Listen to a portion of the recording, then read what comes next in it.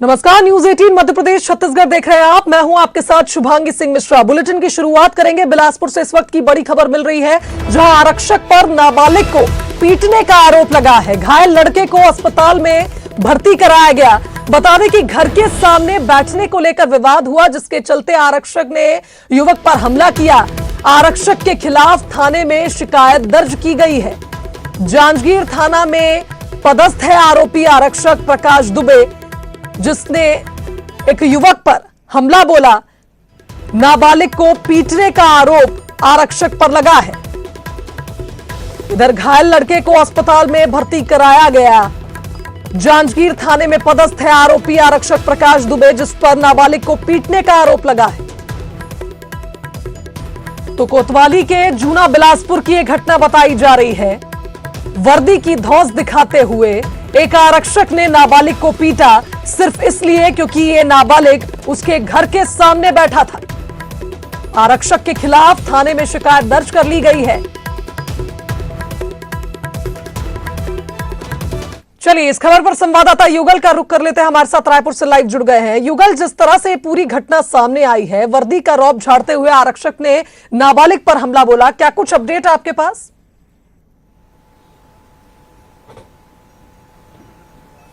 जी देखिए, कानून के जानकार और इस तरह के कानून के रखवाले अगर नाबालिग बच्चे पर इस तरह से जानलेवा हमला करेंगे तो कई तरह के सवाल खड़े उठते हैं।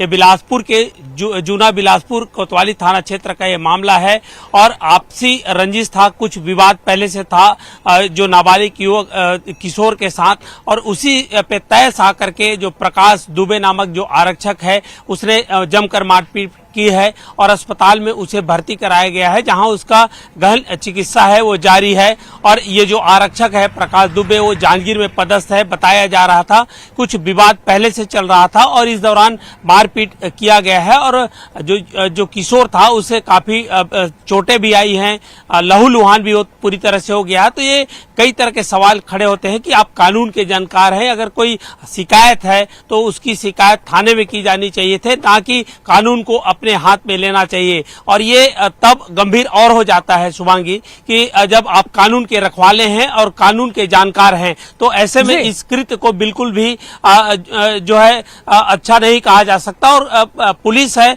इसका तो ख्याल उन्हें बिल्कुल रखना चाहिए। इससे पुलिस की साख भी युगल ये कहा जाए कि आज के समय में जिस तरह से घटनाएं सामने आ रही हैं, कानून के रखवाले ही कानून का गलत तरीके से इस्तेमाल कर रहे हैं, जिसके चलते ऐसी घटनाएं हो रही हैं। बहुत शुक्रिया आपका तमाम बातचीत के लिए।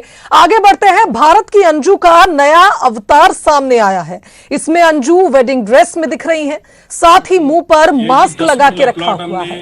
इस अवतार के सामने आने के साथ ही अंजू के शादी न करने का दावा भी झूठा साबित हो गया। अपने पति और 2 बच्चों को छोड़कर अंजू अपने फेसबुकिया प्यार से मिलने पाकिस्तान पहुंची थी। भारत की अंजू का नया अवतार सामने आया है, जो अब कई सवाल खड़े कर रहा है। बता दें, इस नए अवतार में अंजू वेडिंग ड्रेस में नजर आ रही हैं। मुंह पर उन्होंने मास्क लगा रखा है, लेकिन साफ समझ में आ रहा है कि ये अंजू है जिन्होंने नसरुल्लाह से निकाह कर लिया है।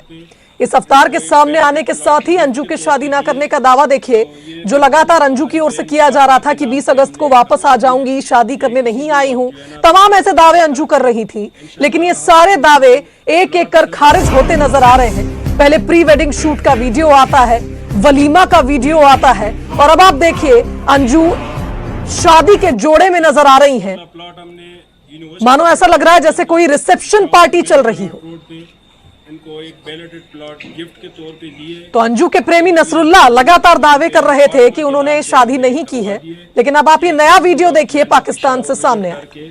इंशाल्लाह हम इनको प्लॉट सिर्फ। चलिए आगे बढ़ते हैं। गृहमंत्री नरोत्तम मिश्रा ने भी इस पूरे मामले पर अपनी बात रखी है। लगातार आप देखिए जिस तरह से अंजू के इस पूरे मसले पर विवाद हो रहा है। गृहमंत्री नरोत्तम मिश्रा का कहना है कि जिस तरह की तस्वीरें सामने आई हैं अंजू के इस पूरे मामले में, पाकिस्तान में अंजू की आवाभगत जिस तरह से हो रही है, इससे कई संदेह हो रहे हैं। कहीं ये इंटरनेशनल साजिश तो नहीं है? इसी के चलते अब स्पेशल ब्रांच को जांच के निर्देश दिए गए हैं। गृहमंत्री नरोत्तम मिश्रा का कहना है कि जिस तरह की तस्वीरें सामने आई हैं, स्पेशल ब्रांच अब इसकी जांच करे। अंजू का जिस तरह से पाकिस्तान में आओ भगत हो रही है, उपहार मिल रहे हैं, उससे कई संदेह जन्म होते हैं और इसलिए मैंने एसबी को स्पेशल ब्रांच को निर्देशित किया है कि इसका सूक्ष्मता से परीक्षण करें कि कहीं ये इंटरनेशनल कॉन्स्पिरेसी तो नहीं है। कॉन्स्पिरेसी अगर इंटरनेशनल हो, उन बिंदुओं को ध्यान में रख करके अंजू वाले केस को देखें। ग्वालियर जिले का मामला है। चलिए सीधा रुख कर लेते हैं राजधानी भोपाल का। सीएम शिवराज सिंह चौहान एक कार्यक्रम में शिरकत करने के लिए सुश्री निधि प्रधान बैंकिंग सहायक पद पर आप चयनित हुई हैं, जिला सहकारी बैंक बैतूल।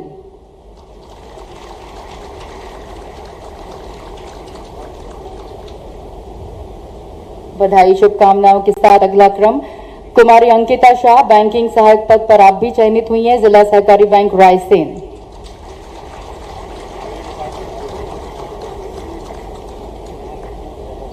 और श्री दीपक ब्योहार बैंकिंग सहायक पद पर आप चयनित हुए हैं, जिला सहकारी बैंक भोपाल। खास बात यह है कि सबसे ज्यादा लड़कियां चयनित हुई हैं, सभी युवतियां यहां पर ज्यादा संख्या में हैं।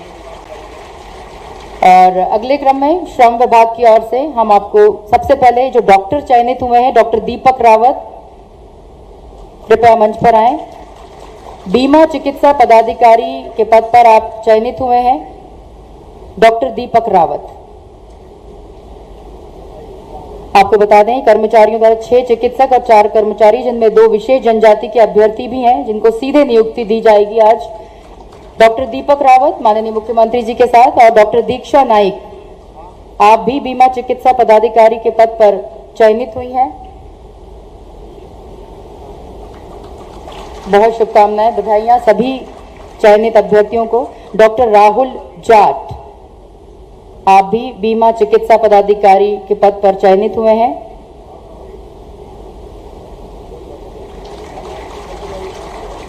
डॉक्टर अनिल सोलंकी बीमा चिकित्सा पदाधिकारी के पद पर आप चयनित हुए हैं।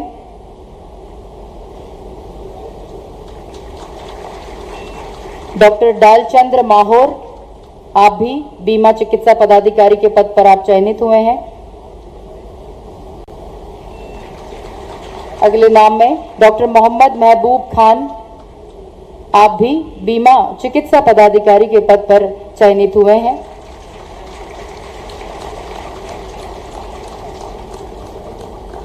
और कुमारी रवीना भारती, आप स्टाफ नर्स के पद पर चयनित हुई हैं। बधाइयां शुभकामनाएं सभी को। श्री जितेंद्र बैगा, आप फार्मासिस्ट के पद।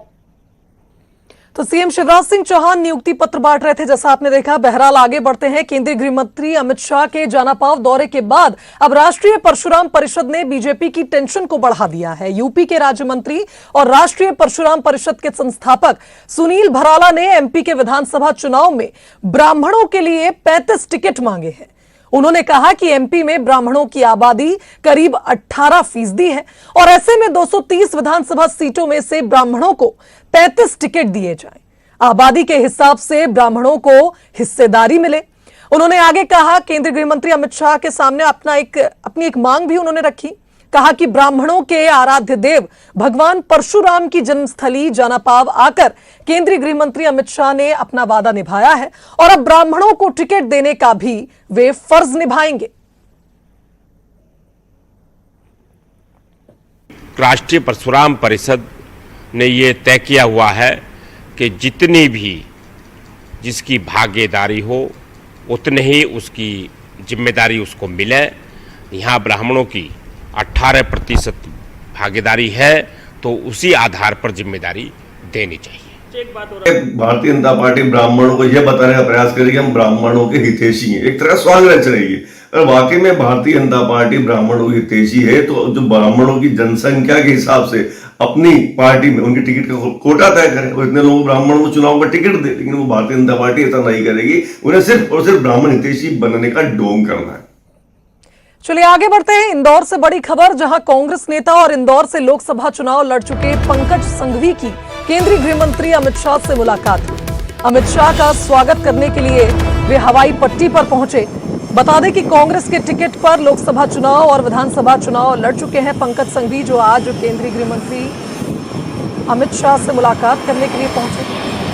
आपको बता दें कि सुरेंद्र संघवी की संपत्ति ईडी ने जब्त की हुई है।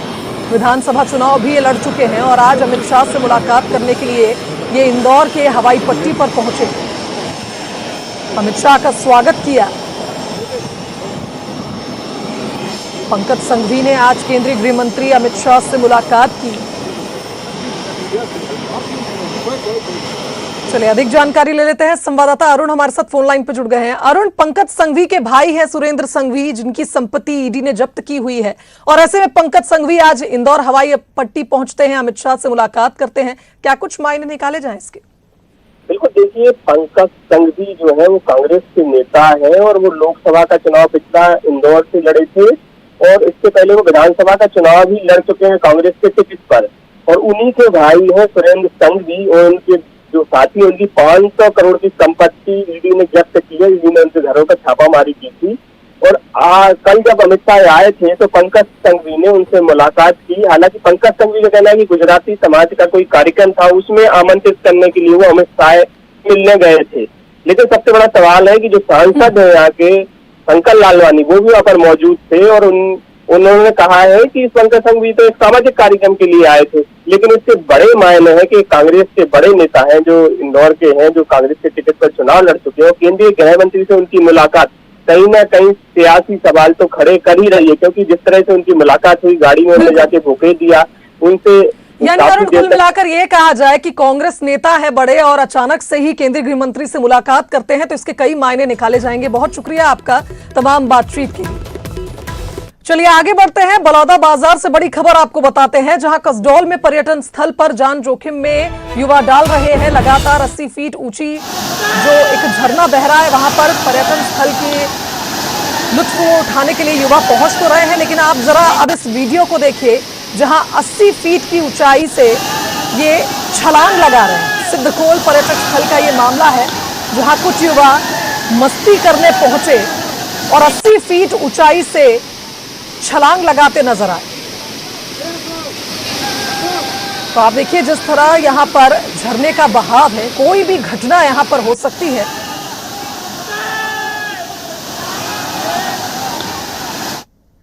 खबर दिल्ली से है, जहां अभिनेत्री Nora Fatehi Patiala house court पहुंची हैं। सुकेश चंद्रशेखर से जुड़े 200 करोड़ रुपए के मनी लॉन्ड्रिंग केस के सिलसिले में नोरा फतेही से पूछताछ होगी। अभिनेत्री डांसर नोरा फतेही दिल्ली के पटियाला हाउस कोर्ट पहुंच चुकी हैं। तस्वीरें आप देखिए। अपना बयान दर्ज करवाने के लिए अभिनेत्री कोर्ट पहुंच चुकी है। तो इसी के साथ इस बुलेटिन में फिलहाल इतना ही। दीजिए इजाजत।